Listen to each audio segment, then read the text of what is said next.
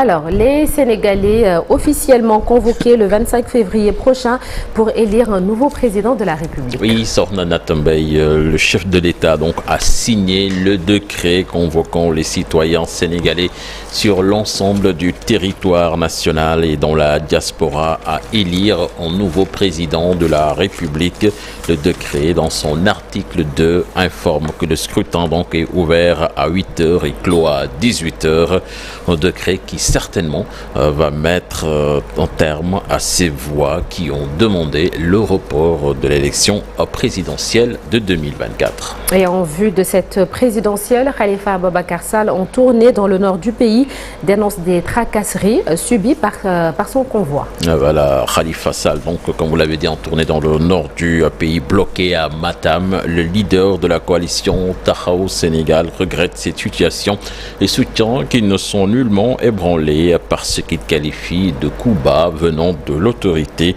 Je vous propose de l'écouter, des propos recueillis par Ali Bandelian. Nous sommes des gens qui sommes suffisamment responsables, qui ne nous plaignons jamais. Même avant notre rencontre, on était surveillés, on subissait quelques tracasseries, petites tracasseries et autres contrôles. Mais bon, nous on s'y faisait parce que ce qui était important, c'est qu'on ait nos activités. La sortie de votre reportage mondial a été un élément déclencheur. La gendarmerie nous a notifié, nous a fait part d'une décision du préfet de Matam.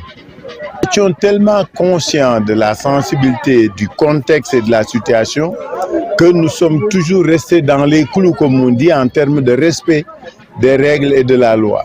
C'était gênant, c'était vraiment gênant, mais nous ne voulions pas gêner la police. J'ai dit aux responsables que nous allions déférer.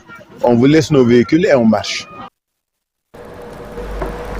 Et cher Tidiane, oui, on poursuit. Voilà, on poursuit en politique toujours, Sokhna Natta, avec les socialistes et apéristes qui ne sont plus sur la même longueur d'onde. C'est dans le Jolof, le secrétaire national conteste les chiffres avancés par des responsables de l'APR concernant les financements des activités économiques. Bouna Massal invite le candidat Amadou Ba d'envoyer des émissaires dans le département pour discuter avec les populations. Je vous propose de des propos recueillis par Mamadou Moustapha Ndiaye. Nous avons constaté une injustice dans la gestion de la chose publique parce que l'État du Sénégal, à travers la mouvance présidentielle et sous l'impulsion du président Macky Sall, a dégagé de grands projets. Mais dans la matérialisation de ces projets, il y a une trahison de la philosophie qui le sous-tend.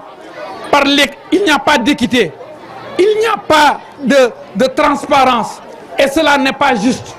Dernièrement, nous avions vu certains leaders politiques donner des milliers de parrains au responsable régional Diagne Fada. Et je dis que cela n'est pas vrai. C'est des chiffres erronés. Parce que cela ne reflète pas la physionomie politique de cette commune. Aux dernières élections, nous avions eu 4000 voix. Sans parler le départ de Ali Ngouille. Sans parler cette démoralisation que nous avons noté au niveau de tous les alliés, parce qu'ils ne se retrouvent pas dans le management politique de Benno Bokk Yakaar dans la commune de Dara. Donc j'invite le candidat de Benno Bokk Yakaar, M. Amadou Ba, à envoyer des enquêteurs ici dans la commune de Dara pour qu'ils puissent lui donner une idée nette de la situation ici. Parce que tout ce qui est dit, tout ce qui est rapporté, tout ce qui est donné comme chiffre n'est pas juste, n'est pas vrai. Et cela ne reflète pas. Et nous ne sommes pas, comme le disent bien les Wolofs,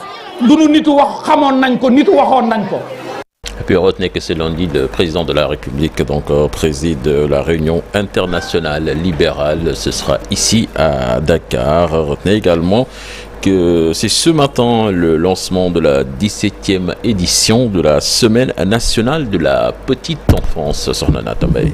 Alors, on parle de cette coalition de 10 amicales d'étudiants et associations de Sénégalais en France qui demande la réouverture de l'université Cheikh Anta Diop de Dakar. Elle demande aux autorités compétentes justement de prendre toutes les mesures nécessaires pour assurer la sécurité des étudiants et du personnel universitaire tout en veillant à ce que l'éducation supérieure ne soit pas compromise. Dans le communiqué, la coalition donc a condamné la violence et la destruction des biens matériels qui sont survenus à l'université Cheikh Anta Diop de Dakar. C'était au mois de juin dernier sur Nonata. Merci, cher Tidiane Diawa. Tout à l'heure pour la deuxième tasse actu de la journée. Ce sera en Wolof et sous forme de brève. Ce lundi, on se rappelle Sidi Lamine Niasse, le fondateur du groupe de presse Walfadjri. Il est décédé le 4 décembre 2018. Cela fait 5 ans donc.